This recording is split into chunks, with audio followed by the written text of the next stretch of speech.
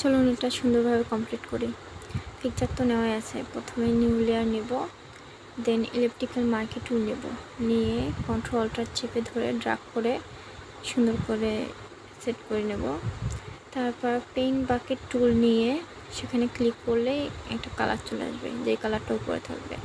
তারপর ফাইলে গিয়ে এই যে প্লেস এমবেডেড করে রেল লাইনের পিকচারটা নিয়ে আসবো, তাহলে এখানেই আসবে নতুন লেয়ারে। তারপর অপোসিটি কমিয়ে উপরে ক্লিক করে তারপরে এটার জায়গা মতো বসিয়ে নিয়ে রাইট ক্লিক করে ক্লিপিং মার্কস করে দেবো, সেই লেয়ারের উপরেই আর কি রাইট ক্লিক করতে হবে। দেন ওই অবস্থায় আর একটা কন্ট্রোল চেপে কপি করে নেবো, তাহলে একটা চলে আসবে। তারপর এটা অপোসিটি বাড়িয়ে নিয়ে ল্যাসো টুল নিয়ে আমরা সুন্দরভাবে কেটে নেব যতদূর প্রয়োজন আর কি, একটু ভিতর থেকে করে নেব। তারপরে এই অবস্থায় এই যে লেয়ার মার্কস ক্লিক করব, নিচে লেয়ার মার্কস আছে সেখানে ক্লিক করলেই ওটা সেট হয়ে যাবে। তারপর আগের লেয়ারে এসে ওটার অপাসিটি বাড়িয়ে দেব, তাহলে মিলে যাবে। মেইন কাজটা আমাদের হয়ে গেছে। এখন একটা নতুন লেয়ার নিয়ে এসে এই বাচ্চাটাকে বসিয়ে দেব পিএনজি করা। তারপরে এটা লেয়ারটা সবার উপরে আর কি রাখবো।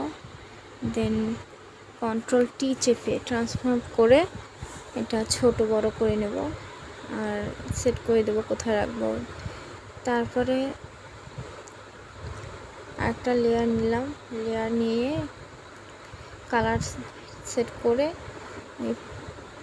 পেইন্ট ব্রাশ টুলটা দিয়ে কালারগুলো এখানে করে নেব, তাহলে ওটা নতুন লেয়ারেই বসবে। তারপরে আমরা ওই উপরে নর্মাল লেখা সেখানে কম বেশি করে নেব, যেই কালারটা হবে আর কি, কম বেশি যেটাই হোক এটা হয়ে যাবে। একটা সিলেক্ট করে নেব।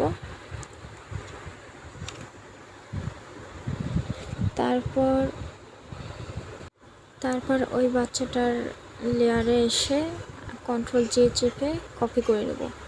দেন ওটা ট্রান্সফার করে ফ্লিপ ভার্টিক্যাল করে দেবো।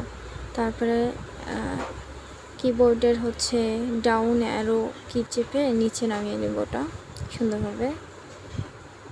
তারপরে সেই লেয়ারের উপরে ডাবল ক্লিক করে কালার ওভারলে করে কালো কালার করে দেবো। তারপরে অপাসিটি কমিয়ে দেবো যতটুকু প্রয়োজন আর কি। দেন এটা আবার ট্রান্সফর্ম করে একটু সরিয়ে নিব, যেদিকে আর কি আলোটা আসে বা রোশনিটা আসছে তার পিছনে যেভাবে শ্যাডো পড়ে আর কি, সেইভাবে আমরা নিয়ে নেব, সেট করে নিলাম। এটাই ফুল কাজ। Thank you so much.